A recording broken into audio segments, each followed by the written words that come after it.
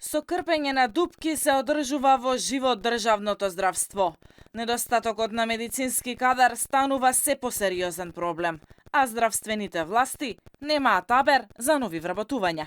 Освен што министерот Меджити цели 4 месеци го повторува истото, дека знаел за дефицитот на доктори и медицински сестри и дека вработувања ќе има.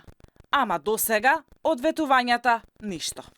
Дали ќе има вработување? Да, ќе има. Не можам ви кажам дека утре ќе бидат тие, но ние ќе се потрудиме во најбрз рок, значи тоа да биде подмирено. Секојдневно со Министерството за финансии за да даде согласност за нови вработувања во здравство, дека во секоја здравствена институција вистина е дека има дефицит на кадар од секаков вид и ние ќе се стремиме, ќе направиме тоа што е во наша можност заедно со Министерството за финансии, заедно со финансиите во државата со буџетот, а ако не можеме се да подмириме наеднаш, што како полека да почнеме тоа да се средува и да се вработуваат нови кадри. Нови вработувања нормално ќе има дефицит на кадар, има низ цела Македонија, посебно средно медицински кадар и ние настојуваме во договор со Министерството за финансии и со Фондот за здравство да ова веќе почне да се имплементира и да се случи и да имаме нови вработувања. И денеска од кабинетот на Меджити не добивме одговор кога ќе се случат најавените вработувања во здравствените установи.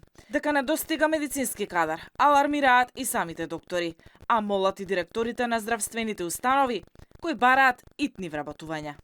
Според последните јавно достапни податоци, над 900 лекари си заминале од јавните здравствени установи во последните 3 години, од кои повеќето во странство.